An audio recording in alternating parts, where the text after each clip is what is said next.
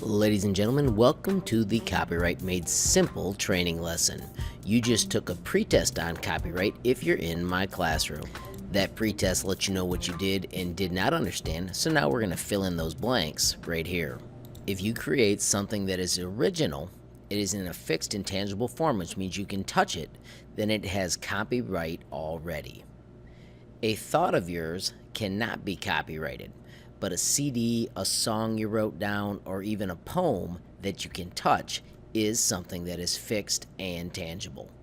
The copyright happens automatically. You do not have to do anything to get it. So if a kid creates a finger painting that is their original work, it would have copyright, although who is going to pay money for a kid's finger painting? Just focus on the three things you need: original, fixed, and tangible. If you write a paper for a teacher that is your original writing, it would have copyright, and if someone else stole your work, you could file a copyright claim against them. The next word we want to talk about is fair use. Fair use is your friend when you're trying to use some clips off the internet in your projects.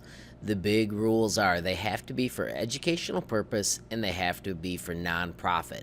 You need to use a small percent of the work. Generally, it's 1,000 words or less than 3 minutes of a video, and you cannot affect the earnings of the creator. So if you were ever contacted about a copyright claim and you wanted to claim fair use, you've got to make sure you fit in all three of these things and that you're not trying to make money off somebody else's piece of work.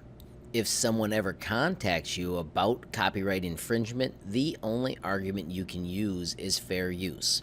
You cannot say, "I didn't know." You cannot say, "My mom said so." You cannot say that I was helping that person get more famous by me sharing their content. Once again, you got to prove educational purpose or nonprofit, small percent, and does not affect the creator's earnings. The next word we're going to talk about is sharing. If you buy a CD or download a song, can you share a song with a friend? The answer is no, or if we were in Germany, it would be nein. It's important to note that this is against the law, and it's kind of like when you see somebody driving and they are speeding. They just haven't gotten caught yet, but it is still against the law. With some creators reusing people's work on YouTube, they're actually posting evidence to prove that they were using someone else's work. Public domain simply means that you can make copies of this work without asking for permission. Something becomes public domain when the copyright has worn out, which is 70 years after the date of the creator's death.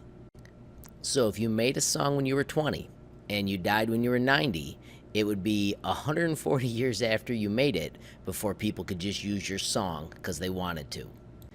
If you're interested, Google public domain songs to see what's available. A couple big words for you. Infringement is one I used, and that means to break the law. Fixed means permanent, not changeable.